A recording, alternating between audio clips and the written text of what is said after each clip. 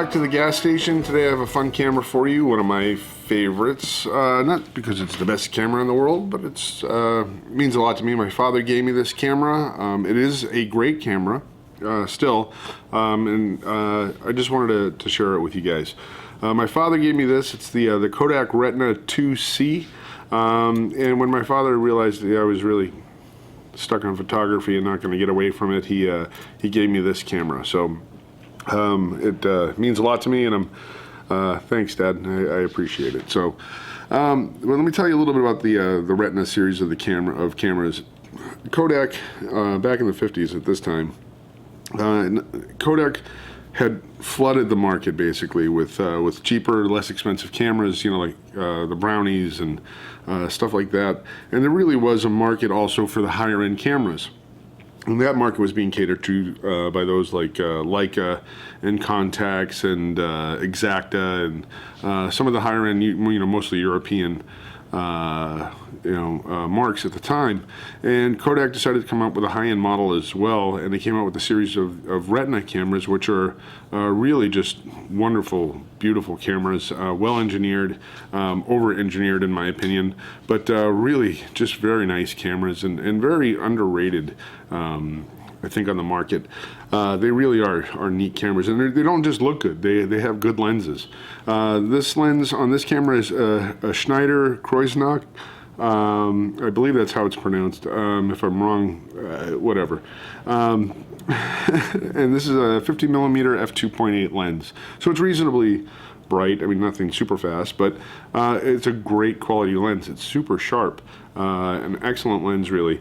The 3C, which is basically a bigger brother to this camera, has a 50mm f2, a little faster lens. Both lenses great quality lenses. This is pretty much all I need, though. I really love working with this camera. All metal construction, obviously, on this thing. This thing is just, everything is machined and precise and just really well made. The nice thing about the Retina cameras is that the lenses there are interchangeable lenses, so you can actually take and you can remove the lens element and put in a different one. I don't know what all the different lenses that were available are, but there's a number of them, and they are interchangeable, so you can switch out lenses with these, which is really nice. The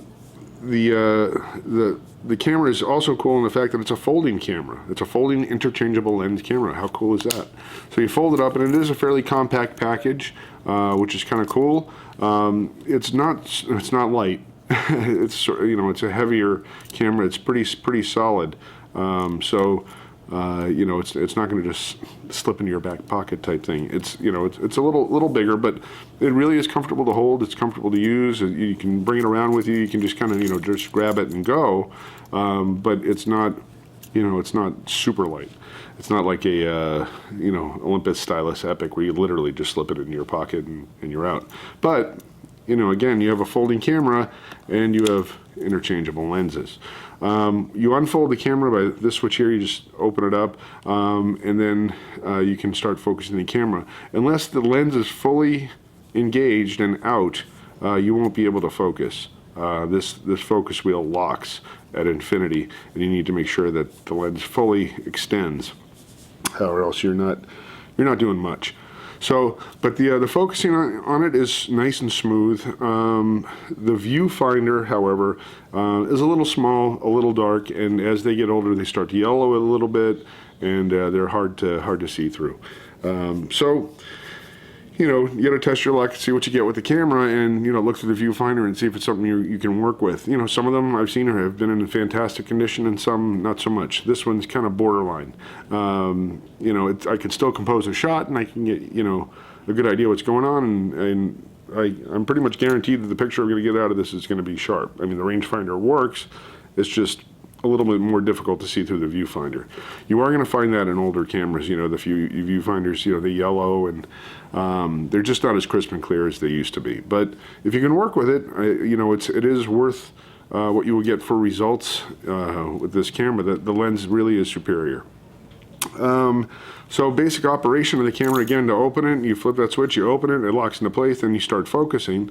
And cool thing is the winder on this is on the bottom. Now some people really hate this. It really doesn't bother me at all. But so you hold the camera here and then you wind on the bottom with the thumb winder, which I think is kind of neat. So it's a different way of sort of just holding and working with the camera. So if you're holding it up here, you would, you know, up to your eye, you would wind on and then just take the picture. And the winder is designed to, you know, to stick with your thumb throughout the entire winding process. And the shutter itself is super quiet. It's a nice little leaf shutter, which is really quiet. I like it. So yeah, nice quiet shutter. And the winding, I mean, you could tell it, you know, you could tell it's there, but it's not obnoxious. It's just, you know, there's some clicking and stuff. I think it just locked up. Here we go. Oh no, I reached the end. So yeah, so just wind it and click. I just like it. I think it's really nice. And if, you know, the focusing works. It's not like it doesn't work, but it works and it's smooth, and the results are fantastic. When you go to reload your film, you actually need to set the focus all the way to infinity or you won't be able to close. And in order to close it, you press a button here and a button on the bottom, squeeze those, and then the lens retracts into the camera. Then you flip the camera over and you move this lever here, which exposes the shutter, which exposes the film door release. So you just press that down and the film door pops open. Open up the camera here, drop in your roll of film, pull it over, past the sprockets into the film spool here, and you would close that up, and then you would just wind on, all right, and then you close up the camera. Now, the counter on this does not automatically reset when you open the camera, which I find amazing since this thing is so automated in so many ways and there's so much complication in here. I'm surprised they didn't work that in. But what you would do is you press this button here, and there's this little thumb slider button thing, and you press that and you would go, let's say we put in a roll of film and we put it to where that diamond lines up. I don't know if you can see that or not. Once the diamond lines up, and I just kind of wound on my film once, I wind it again. Oh, you have to have the camera open in order for the shutter to work. So you take a blank shot, another blank shot, and then you're on where it starts at 36. Now you're saying, Brian, geez, what if I have a roll of 24 exposure film? Well, Kodak did think of that. So what they did was they give you this again, so you press that button again and you move the film counter down to the next arrow, which is set up for 24 exposures. And what this camera does is it counts down from whatever number of exposures you have in the roll. Is 24, it's going to count backwards down to 1. So it doesn't count how many pictures you've taken, it tells you how many pictures you have left. So kind of interesting way of doing it. And it's, you know, takes a little getting used to, and, you know, I've certainly forgotten to do it and whatever. But, you know, just if you work with this camera, you think about this camera and working with it, and there's no light meter, so you have to use Sunny 16 or you need to have a light meter with you. And in that, also, you just set your exposure here. This is your shutter speed dial here, and then this button here, you press and slide to your f-stop. So goes from f2.8 to f22. Now you can also use the EV or exposure value from your light meter, and let's say I do a meter here reading here, and let's say it says EV 12.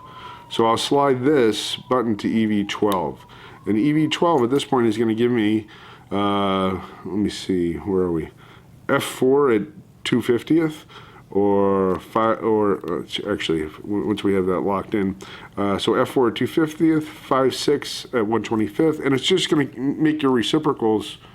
It's going to keep them right there, right? So based on, you know, what aperture and what shutter speed you're working with, right? So you just set your EV value. What did I say? It was 11.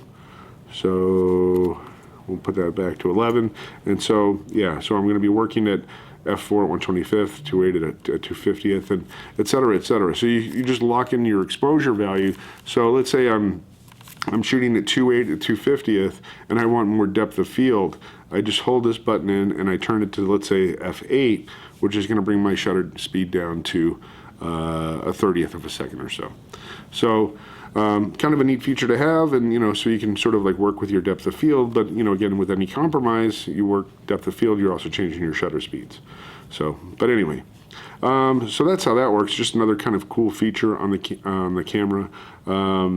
It is a Compur, COMPUR shutter, which is a leaf shutter, and so it was sourced out by Kodak for the camera. They do make good shutters. On these older cameras, you were going to find on the Retinas that the slow speeds do get a little slower than they're supposed to be. I have trouble and problems. I can't speak lately, I don't know. So down at my lower shutter speed, so anything pretty much below a 15th of a second, this thing starts to get a little wonky. At 15th, I'm pretty much okay. Not bad.